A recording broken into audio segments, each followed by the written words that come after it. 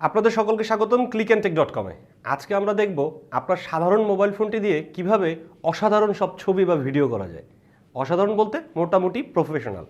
আচ্ছা, আমাদের বেশ কয়েকটা বিষয় আগে থেকে ফলো করতে হবে এবং সেটা শুরু থেকেই। Rule of thirds.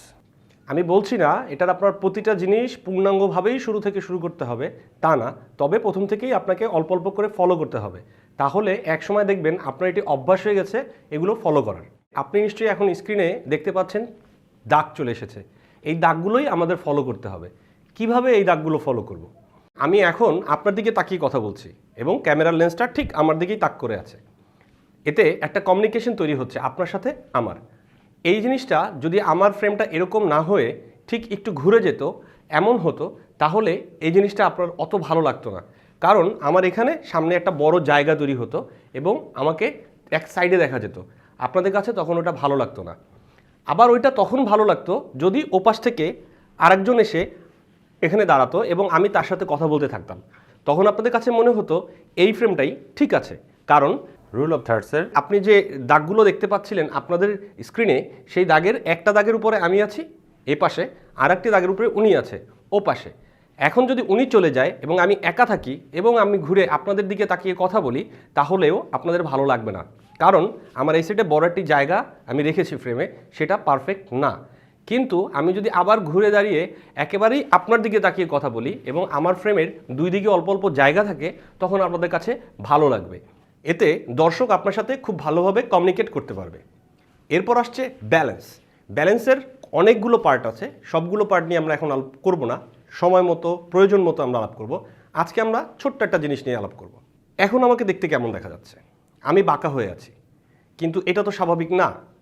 That's why আমাকে এটা ব্যালেন্স নিয়ে আসতে হবে। মানে আমি দুটো পা দিয়ে মাটিতে দাঁড়িয়ে আছি, ঠিক ওভাবেই আপনার ক্যামেরাটাও সেটিং করতে হবে এবং ব্যালেন্স করতে হবে, সেও মাটিতে ওভাবেই দাঁড়িয়ে আছে। এই কারণেই ব্যালেন্সটা সবসময় পারফেক্ট রাখতে হবে। এরপর আমরা আলাপ করব ট্রাইপড নিয়ে। ট্রাইপড কেন ব্যবহার করতে হবে? ট্রাইপড ব্যবহার করতে হবে এই কারণ আপনি যখন কারো কথা গুরুত্ব দিয়ে শুনতে থাকেন, তখন নিশ্চয়ই আপনি মাথা এমন এমন বা এমন এমন করতে থাকেন না। ঠিক সেই কারণেই আপনার ট্রাইপডটা ইউজ করতে হবে, যাতে আপনার ক্যামেরায় কখনোই কোনো ধরনের জার্কিং, কোনো ধরনের শিফটিং না হয়, একেবারে এক জায়গায় স্টিল থাকে। দ্যাটস ওয়াই আপনাকে ট্রাইপড ইউজ করতে হবে। আর আপনারা যদি মোবাইল ইউজার হন, মোবাইলের জন্য সেলফি স্ট্যান্ড আছে, সেটার নিচে ট্রাইপডের মতো বসানোর মতো ব্যবস্থা আছে, সেগুলো আপনারা কিনে নিতে পারেন। ওগুলোর দাম বড়জোর 600 টাকা হবে। এবং আপনি যদি ট্রাইপড একটা নেন, তাহলে মিডল গ্রেডের যে ট্রাইপডগুলো পাওয়া যায় বেসিক লেভেলের জন্য, সেটার দাম 3000 থেকে 3500 টাকা হবে। সেটা আপনি নিয়ে নিতে পারেন। এবার আমরা আসি মোবাইলের ক্যামেরার জন্য। মোবাইলের ক্যামেরা কোনটা আপনার জন্য ভালো? মোবাইলের ক্যামেরা সবটাই আপনার জন্য ভালো, কারণ এটার খরচ কম। ঠিক আছে? আর যদি আপনি একটু খরচ করতে চান, তাহলে আমরা যেটার মিডল গ্রেড বলি, সেটা হচ্ছে 20 থেকে 30,000 টাকা দামের যে মোবাইল ফোন সেটগুলো পাওয়া যায়, সেখান থেকে আপনি যে সেটটাই পিক করবেন, সেটার ভিডিও রেজুলেশন মিনিমাম যেটা হবে সেটা আপনার জন্য যথেষ্ট শুরু করার জন্য। যেমন ধরা যেতে পারে, আপনাকে শুরুতেই বুঝতে হবে আপনার ক্যামেরাটায় এইচডি আছে কিনা। এইচডি মানে হাই ডেফিনেশন। আপনার মোবাইলে যদি এইচডি থাকে, তারপর আপনাকে আরেকটা জিনিস দেখতে হবে, সেটা হচ্ছে এইচডিআর। যদি থাকে তাহলে অবশ্যই ছবি তোলা বা ভিডিও করার সময় ওই এইচডিআর অপশনটি টিক চিহ্ন দিয়ে দিবেন, যাতে ওইটা অবশ্যই কাজ করে। তারপর হচ্ছে ফ্ল্যাশ। কখনোই ফ্ল্যাশ ইউজ করবেন না। যখনই আপনি মোবাইলে ছবি তুলবেন বা ভিডিও করবেন, ফ্ল্যাশটি বন্ধ করে রাখবেন। কারণ এই লাইটটি আপনাকে কখনোই পারফেকশন এনে দিতে পারবে না। আপনার জন্য লাইটের আলাদা কোনো ব্যবস্থা করতে হবে। সেই বিষয়ে আমাদের বিস্তারিত কোর্স আসছে। আর এখন সেটা হচ্ছে আউটডোরে শুটিং করার চেষ্টা করুন। ঘরের বাইরে দিনের আলোতে যদি আপনি শুটিং করতে পারেন, সেটা খুবই চমৎকার আসবে। ঘরের ভেতরে যদি ইউজ করেন, তাহলে আপনি 3 পয়েন্ট লাইট ইউজ করতে পারেন। যেমন আমার এখানে আমরা যদিনকে 3টা লাইট ব্যবহার করে অনেক সময় শ্যুট করে থাকি। একটা হচ্ছে এদিকে, একটা হচ্ছে এদিকে, আর একটা হচ্ছে পেছনে। এই 3টি লাইট যদি আপনি অ্যাপ্রোপ্রিয়েটভাবে দেন, আপনার চেহারায় কোনো শেড পড়বে না। এবং সেই শেডটা যদি না পড়ে, তখন আপনার লাইটটা মোটামুটি পারফেক্ট হবে। সো লাইট ইউজ করার সময় এই কয়েকটা বেসিক জিনিস আপনি খেয়াল করতে পারেন। এরপর আসছে সাউন্ড। সাউন্ড হচ্ছে খুবই গুরুত্বপূর্ণ একটি বিষয়। কারণ হচ্ছে আপনি যখন একজন দর্শককে আপনার চ্যানেলে বা আপনার ভিডিওতে আটকে রাখতে যাবেন, তখন তার চোখ এবং কান এই দুটোকেই আপনাকে কন্ট্রোলে রাখতে হবে। বেসিক জিনিস একটাই, আপনার ফ্রেমে কি কি শব্দ আছে। আপনার ফ্রেমে আমার পেছনে যদি একজন লোক বসে দাঁড়িয়ে দাঁড়িয়ে গান গেতো বা গিটার বাজাতো, আমি তাহলে ডেফিনেটলি চেষ্টা করতাম আমার পেছনে একটু গিটারের শব্দ রাখতে। যদি আমার পেছনে ওই গিটারিস্ট না থাকে, কিন্তু ওই গিটারিস্টের শব্দ যদি থাকে, তাহলেই আমার এই ভিডিওটা মানুষের কাছে আর তেমন ভালো লাগবে না। সেই গিটারের শব্দটা খুঁজতে থাকবেন। সো সাউন্ডের ব্যাপারে খুব গুরুত্বপূর্ণভাবে ভূমিকা রাখতে হবে। সেটা হচ্ছে যদি আপনি আউটডোরে শুটিং করেন ও সময় এইরকম ক্লিপ মাইক্রোফোন ব্যবহার করতে পারেন, বা আরও বিভিন্ন ধরনের মাইক্রোফোন পাওয়া যায়, সেগুলো আপনার বাজার থেকে হায়ার করে নিতে পারেন। আর যদি ঘরের ভেতরে করেন তাহলে আপনার খেয়াল রাখতে হবে বাইরের সাউন্ডগুলো আসছে কিনা, সেগুলো বন্ধ করার ব্যবস্থা করতে হবে, সাউন্ড প্রুফ করতে হবে এবং আপনার রুমকে অ্যাকোস্টিক করতে হবে। সেগুলোর বিষয়ে আমরা আগামীতে আলাপ করব।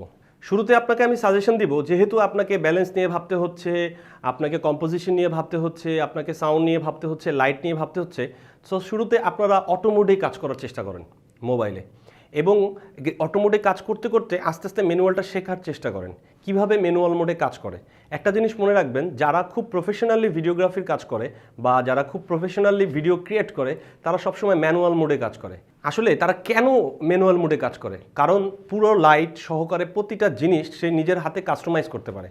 এখন হয়তোবা আপনার মোবাইলে সেই সবগুলো সাপোর্ট নাও দিতে পারে এবং সে পারবেও না, কারণ প্রফেশনাল ক্যামেরার সাথে তত পারার কথা না। সো আপনি কিছু অ্যাপস পাওয়া যায় গুগল অ্যাপে, সেখান থেকে আপনি একটা অ্যাপ নামিয়ে নিতে পারেন, সে আপনাকে যথেষ্ট রকমের সহযোগিতা করবে। ওটাতে শাটার স্পিড, আইএসও প্রতিটা জিনিস আলাদা আলাদাভাবে আপনি কাস্টমাইজ করতে পারবেন এবং আপনার মন মতো লাইট দিয়ে ছবিটা বের করে নিয়ে আসতে পারবেন। অ্যাপটার নাম হচ্ছে সিনেমা FV5।